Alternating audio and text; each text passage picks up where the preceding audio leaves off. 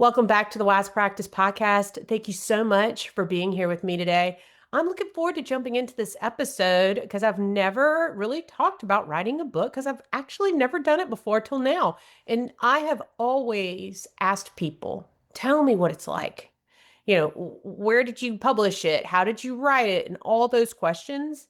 So I'm going to tackle those with you today because these are the questions that I used to ask. So I'm going to jump into the real stuff like why I wrote the book, what the process was like, what I learned from it, the positives, the negatives, all the juicy stuff. So make sure that you listen for the entire episode, especially if you've ever been thinking about writing a book. So it's pretty common that people come to me and say, I want to know how to write a book.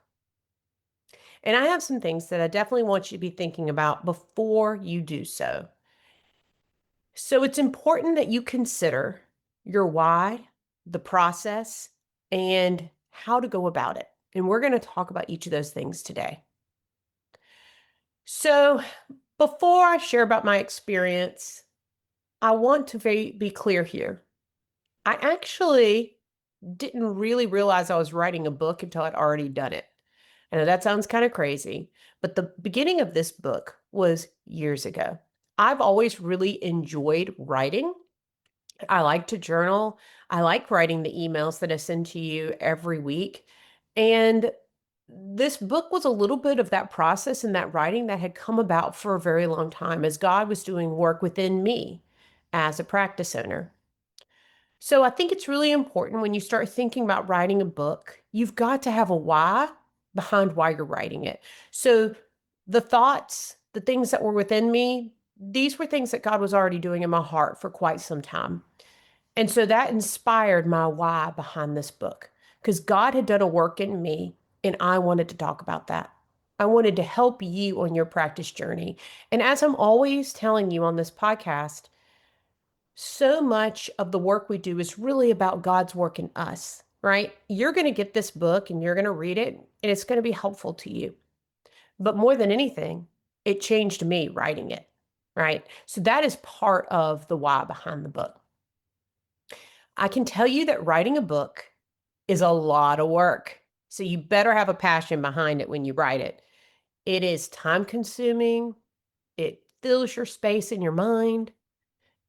You are in a vulnerable place, not only writing it, but boy, you're putting it out into the world. And now everyone, not really everyone, but people will read it and they will know you in a deep and more intimate way. So, another thing I want you to really think about when it comes to a book is that it's not a revenue generator. Don't write a book because you want to make a bunch of passive income. Unless you are famous, you're probably not going to make a lot of revenue off your book. But there are a lot of other reasons to write a book. And I can tell you that revenue generation was not the reason that I wrote this book. So we're going to walk through each of these concepts today on the podcast. So, this idea, like I said, didn't really start as a book. Several years ago, as I was doing my writing, I started thinking, I really enjoy devotional books, right? I've always liked having something in the morning to focus on. In fact, I read a daily devotional almost every day. And I'd gone online and looked for devotional books for practice owners. There really are not very many out there. But I feel like the work of running a practice is so in line with my spiritual walk because it's my mission, it's what I'm doing in the world. I was really wanting something that incorporated the spirituality piece along with the practice running piece, and I couldn't find that anywhere. So I was like, maybe I'll start just kind of writing about this. And I had a lot of past journal entries of things God was teaching me through his word that were practical to running my practice. So I started kind of going through some old journal entries, years of journal entries really, and seeing God in the midst of my practice and Bible verses that related to different aspects. And so I started writing. And I started putting it in a Google document each day. Here's the Bible verse, here's how it spoke to me. And then eventually it became clear that maybe I should share this with practice owners. So if you've been following me in my work for a while, you might remember a couple of years ago, I put out an email series about Lent. And so each morning you get a Lent devotional, and then you would enjoy that and benefit from that, and then you get another one the next day. And that went on for about 6 weeks. It was a really good test run. I got some great feedback from you about the experience that you had reading it, things God was teaching you. It was beautiful. And I loved the way it brought us together in that experience, and that there were people all over the country reading the same devotionals. It's like we were doing it together. So then I thought, I've got all this content already. What if I put this more into a book? Maybe this would be a great book. I kind of started toiling around with the idea. I didn't think to myself, oh, I should write a book or I have to write a book. I did it because I wanted to. I had a message that I wanted to give, and I wanted to give it to you because I knew that I wished I had had a devotional in the work that I was doing, right? There is a lack of content surrounding running a Christian private practice. And that is why I'm putting this out into the world and why I do the work I do. So, speaking of that, we're going to our why.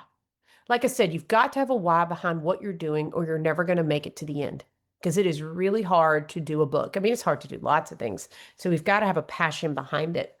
I am consistently reminded lately that the word passion means suffering. I want to go with Greek. It could be Latin. You might want to look it up, but passion means suffering. And I definitely experienced this in my life. And I experienced this through the book. It was hard. There was an element of suffering, but I think we must have that in putting great things out into the world. So, like I said, I wasn't expecting to make a lot of money. In fact, if you were to take the number of hours that myself and my team have gone through to make this book a reality, it would never measure up to the financial benefit that we are going to have from launching the book because we've put so much time and energy into it. But some reasons that I wrote the book was to get the word out there, to tell other people about wise practice. There are a lot of Christian practice owners that are feeling lost. They're struggling to grow their practices, and we want more people to be able to find good Christian counselors. So that's another reason that I wrote the book, is so people could find a community so they didn't feel so alone and they'd be equipped to do the work. Also, wanted practice owners to start thinking about how our work is sacred, and not just the clinical work, because that's certainly a special, but the work of running a practice, right? In fact, this book is called The Practice of Becoming, because as we are doing our literal practice, we are becoming more like Christ, more of our authentic selves. And I want us to be paying attention about how the work impacts us and how God is always moving in it. His presence is everywhere, even in our work, even in the small tasks. So this book is reflective and meaningful, and to support people like you that are doing the demanding work of seeing clients and running a practice. But I did not write the book for money. I wrote it for impact.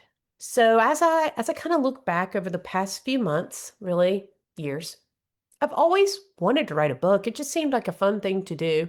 I've never really thought of myself much as a writer, but I also thought, this would be kind of a fun thing to do. Honestly, as a business owner, sometimes we do it because it's creative and we enjoy it. So there was an element of that as well as everything else I just said about impact. So if you've been on following me on the podcast for a while, I've talked about the business coach that I hired back in June of 2025. And I remember when we got on our first call to talk about wise practice. And he said, okay, let's identify what are your goals for wise practice over the next 3 years, over the next year. And we started talking about that. And then offhandedly, I was like, well, I want to write a book. And I really didn't think too much about it. Or I was really thinking that's more like a 3-year goal. I definitely thought that. And my coach came back to me and he said, okay, well, let's do it. Let's get that done before 3 years.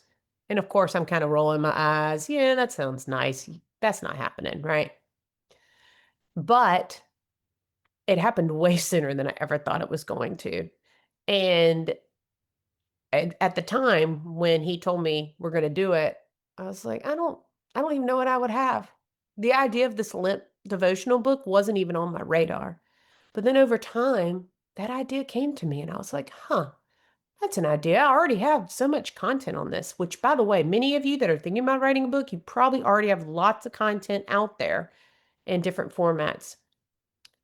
So I came to my coach. I said, hey, I'm thinking about doing this. He was like, great, let's do it. So I went on ahead and created a goal. And I thought, okay, well, writing a Lent devotional certainly has a time frame on it. You got to get it out there before Lent. Well, that's February 14th for 2026. So that put a time frame on it. And I told myself, I'll try this out. So I started editing the devotionals from the past. I actually wrote some new ones, made updates to make it more insightful for where I am now and experiences that I've had as a practice owner. And we got it done. We have been pushing hard. I never thought we'd get to the finish line. Certainly didn't. And we made it and we're here. So it helped me understand that it is possible to push yourself to do something big. And I can tell you with certainty, I would not have done it if I hadn't had my coach kicking my butt along the way. Step by step, he believed in me, and that gave me the motivation to keep moving forward. I also want to point out here that I'm recording this episode while the book just came out.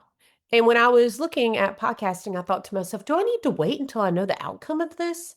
Like waiting to make sure that it's a success before I do a podcast? But I want you to hear this, that we don't do things necessarily because we want some kind of outcome. Like certainly we want an outcome in a certain extent, but I wasn't really doing it because I needed to sell a certain number of books or I needed to have a certain amount of income. I did it because of the process and because of what it puts in your hands, right? And so I didn't launch this book in the perfect way.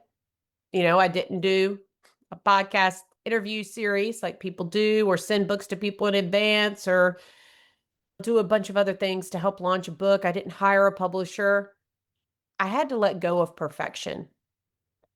So this is not a traditional book launch.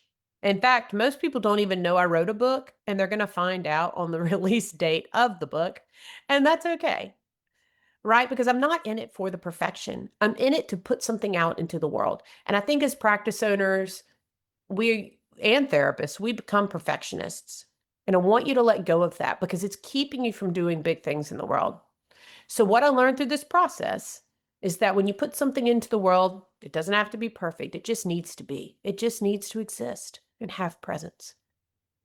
It's better to do the thing than to hold on to it because then nothing happens. There is no impact. So this book exists because I chose to move forward even when I didn't have it all right. Right? It wasn't about that perfection piece. It was about doing something.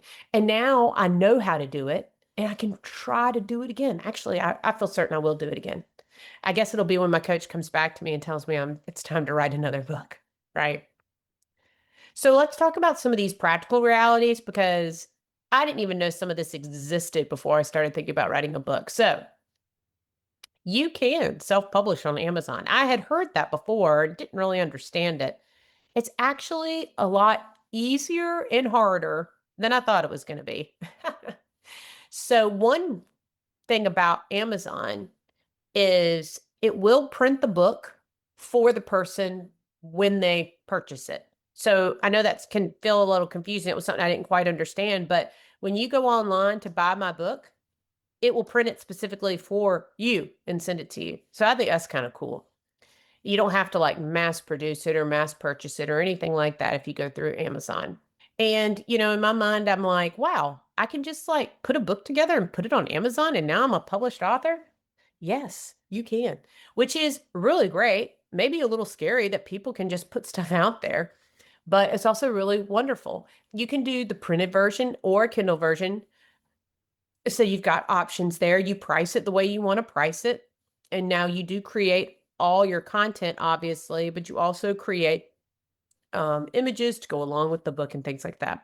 I will say ChatGPT was a dear friend of mine as we were going through this process because I was trying to figure out how do we format this and what's included in a book. So I had to do a lot of research about the components like copyright pages or acknowledgments pages or you know, when do I start page one and how do I do a reference in the back? Like I didn't know any of these things. So I used a lot of examples from books that I've read. I did a lot of research, but I have to give a huge shout out to Zanasia. Y'all might know her as Z. She is my marketing specialist with Wise Practice, and she was incredible. In fact, when she sent me the first draft of the cover of the book, I had literal tears in my eyes because it was so beautiful. So you cannot do this alone. Just get a team of people to help you. I guess you could, but it's not as fun and it's really hard. Z really came through with me, and there were so many times along this journey where we had to change things a million times. In fact, with Amazon, which is so interesting, you can order a book in advance so you know what it's going to look like, but it's a proof book, so it says proof on it. I have so many proof books around my house right now because we would order it and this wouldn't be centered or what. At one point, we realized we forgot to put page numbers on it. I was just laughing so hard. I'm like, we did all this work and forgot page numbers. It's one of the simple things. And even with all the back and forth, Z was a champ and just kept moving forward with me, kept doing the work. And I truly would have not done this without her help. So, Z, you're the best. So, one thing I want to continue to make clear is you don't want to do it alone and you need that emotional support. You need also just the hands to do it. I do know that there are people you can hire to do this. I have friends that have self published where you can hire someone that just knows how to do the self publishing process on Amazon. So, I think that's a great idea. I'm really lucky that I had Z and she did the research and figured it out. But I think that's also a really good suggestion to be able to hire somebody to do it because it certainly took us a lot of back and forth when we were doing it. All right. So writing the book gave me clarity, credibility, confidence, right? So now my name is on a book and I can say I've written one. So I think that really makes a difference for people. It sets me apart as a Christian consultant for private practices. So if you're thinking about writing a book, it's good to consider how it can set you apart within your field, how it will give you knowledge, how you'll have something to talk about. Yeah, so it's kind of like this level of cloud that I didn't really have before. And then if people read it or not, it still is good for you to be able to say that you've put out a book into the world. And I hope to continue to do more. Going back to that perfectionism, the fact that I've already done it gives me the confidence and strength to do it again. And so as you have ideas of things you're thinking about doing, I want you to go back and think about how can I grow from this and not be so focused on the perfectionism, but knowing that I'm going to continue to get better at what it is that I'm putting out in the world. So the process of writing a book, I am so glad that I did it. I don't know how the sales are going to turn out because I'm actually recording this before the sales come out. But I am excited that I put something out in the world. I feel confident, and I would encourage you, if there's something that you're thinking about, maybe you're worried about getting it right, just try. Just tell somebody. I mean, me just verbally telling my coach, and then he said, okay, we're doing it. It like made it a reality. And I know that you've got things in your heart, things that would help people that you're carrying around with you. And I want you to put those out there. If it's a book, a podcast, a course. Another thing I want to make sure that we touch on real quick here before the end is when you choose to put something out there, I want to encourage you to also consider who you're speaking to, right? And so I'm talking to practice owners. I need to make sure that I have a relationship with those people, that they know who I am. And of course, the book is going to help me with that long term. But a lot of practice owners I see have these great ideas. I especially see this for courses. So they have this great idea for a clinical course they want to put out there for couples, maybe. They put the course out there, but like, who do they market to? How do people find it? If they don't already have couples that would want to take the course on their email list, listening to their shows, all those types of things, no one's going to find it, right? So if you are thinking about putting out something into the world, my hope is that you already have people that you know that kind of follow you and understand it. But if you don't, I want to encourage you to take a few steps back and ask yourself, who's this ideal for? And how are they going to find it? because you don't want to spend your time and energy putting something out there that they're not going to find. And so I'm grateful that I have a podcast, I have an email list, I have relationships with other people who talk to practice owners. So I have the ability for people to hear about the book. So make sure that you've got some kind of outlet for people to be able to hear about this amazing product or service that you want to put out into the world. So I don't really know where this book is going to go, and that's okay. But I'm excited to hear about it. I'm excited for the story, and I want you to tell me about it, about your experience of reading it and how it impacts you. And I would love to also hear from you on what you're thinking about doing in the world. If you've got that idea that you're carrying and you need that extra accountability, you want someone to kick your butt the way my coach did, shoot me an email, reach out to us through the website, Last Practice Consulting, fill out a contact form.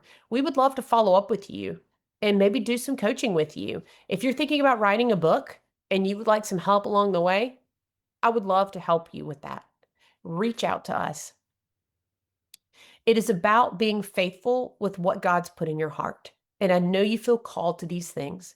Create a plan, get the team you need, and follow the steps. That's exactly what I did with Amazon. I followed the steps and got it out there, and I had people doing it with me.